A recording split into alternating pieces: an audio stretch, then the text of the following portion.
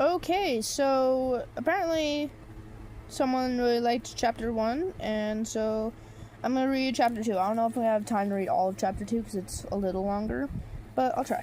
So let's just start. Okay. Alright, now let's get to the focus of the story. Well, she doesn't have a name. She didn't know it. She's in an asylum, and the guards or warden didn't really care about names, so they just called her Teen. Teen was sitting in a cold metal room, big heavy restraints on her wrists chaining her to the wall, wrists bleeding from the cold rusted metal. She was used to it though. This is what she grew up with. She never expected anything less.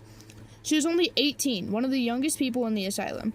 She hasn't seen a live day in 12 years, having been surrounded by the harsh LED lights the entire time. Luckily, one of the psychiatrists wanted to give her some sort of entertainment, so about 19 feet away from her was a small TV for little entertainment. Through damaged eyesight from the harsh lighting, she watched the same news channel that she grew up with, same boring old man telling the weather.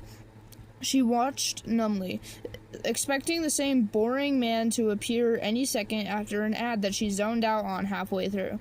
Someone new comes on, a woman with brown hair and a messy bun, piercing green eyes, and a black businesswoman's suit. She wondered why she was there, why one of the constants in her life was suddenly different. She strained her ears to hear the small TV. Through small mutters she could barely hear, she hears aliens sighted on west side of barrier, followed by a blurry picture of a small purple figure. She suddenly was extremely engrossed in the small screen. She was always suspicious of aliens being in the unknown, but this finally confirmed it. You see, this girl wasn't normal. She has extreme powers.